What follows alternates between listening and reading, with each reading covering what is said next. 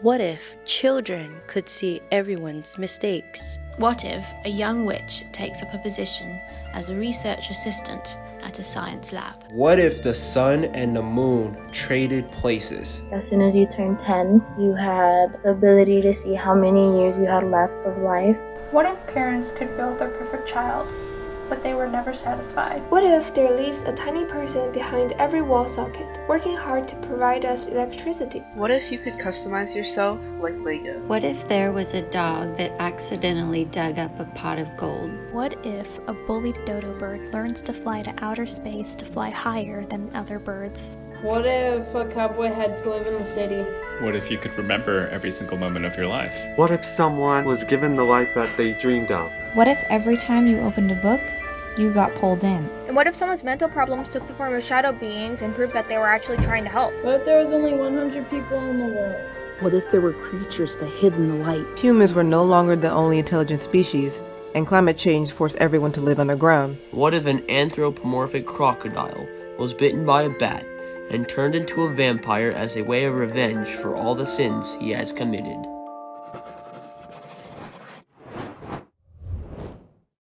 Well, these are my humble beginnings when I was making stories and drawings as a probably, I don't know, what do these look like 6-year-old or 5? This is the portfolio that I put together to study at Ringling College of Art and Design. I had some of figure drawing in there, a portrait of my grandma, some characters that I had made, and then jump forward to Ringling College, where I learned a lot of basically everything that I know now about art. And that leads to the thesis film that I made with Beth David, and it's a computer animated short. It's 4 minutes long, and we basically did a 4-minute short. It's about a closeted boy who runs the risk of being outed by his own heart after it pops out of his chest to chase down the boy of his dreams. Yesenia asks, how do you begin making a character? Do you make the design first, or do you think of their personality? I tend to think about the story sometimes, or a concept first, and then a character that is apt for the story. Story is a character's problem and how that specific character learns to deal with that problem. I, in general, try to find a personality or a character that will be at most odds with the obstacle that they're against. I think that's a good starting point. You want to craft your story so that if you put any other character in that situation, the story wouldn't be the same. This is something that my old story teacher, Paul Downs, he used to say that it's that stories are universal because they are stemming from primal needs.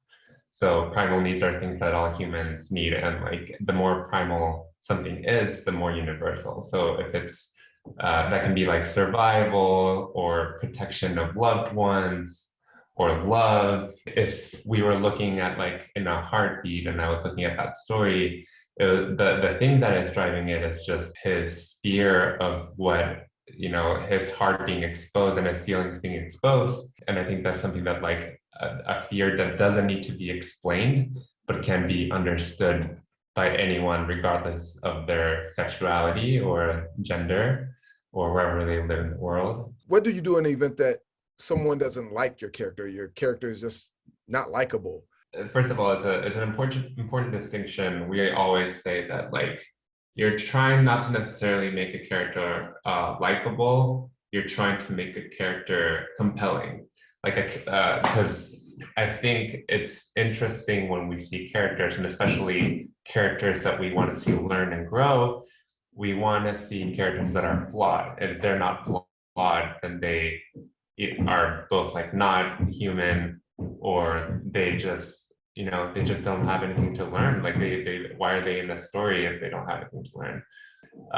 With Toy Story, Woody is being kind of mean to Buzz, and we understand that this is just comes from a place of jealousy about someone being better than him, and I think that's something that is universal, which comes back to the primal needs. If there's a primal need that is fueling your character, then it's easier for us to understand and get invested in a story. All right, so Esteban, now we want to go into a different little page here. We want to do some peer-to-peer reviews. And if you can go more into developing a character through this phase of this peer-to-peer review, it would be appreciated. The name of our character is Little Wi-Fi Dude. We don't think it needs a name, but out of curiosity, you can comment ideas if you'd like. On the outside, it just looks like a blue sphere, and on the inside, our Wi-Fi is sweet, caring, determined, and optimistic. All they want to do is send messages, since it's Wi-Fi, but their problem is that people don't realize how hard they're trying, sending some pretty mean messages. They need to learn that just because a few people don't appreciate them doesn't mean everyone doesn't. Arya says, I love this one. I really love the whole idea of the character and how it allows for such humorous or emotional moments. Yeah, I love it too. I think it's really, really cute, and I haven't seen it before. And I think it's very imaginative. You can make a strong Wi-Fi, you can make it a really slow Wi-Fi. It already presents itself to so much imagination and visual just elements that's what makes it like fun. Right. Okay, so moving on to some more clarifying questions, notes. Mary asks, does the Wi-Fi dude work alone? And does it have other buddies to talk to about what it's experiencing?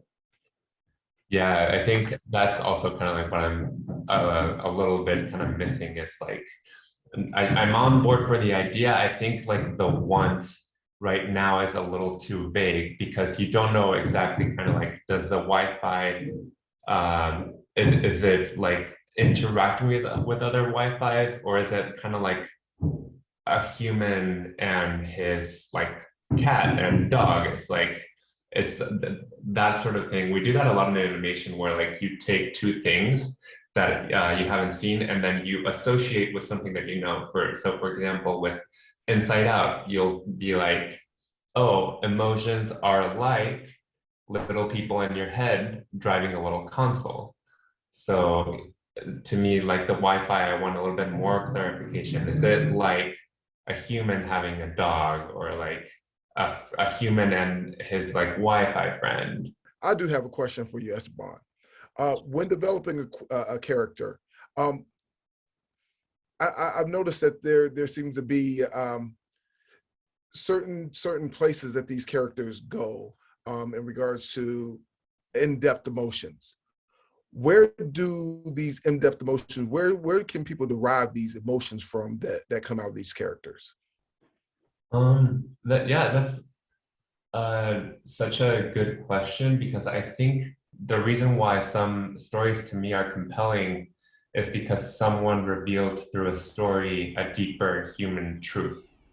And that is something, a lived experience that probably I have not had, but that by watching a story or by living through, walking in a character's shoes, I'm able to understand or experience or feel.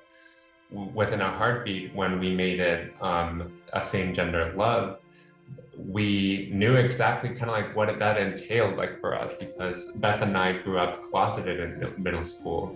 So we knew like the small kind of like intricacies and stuff that we did, try not to appear gay, what are exactly kind of like those things that we went through, and infuse the characters with our knowledge of that.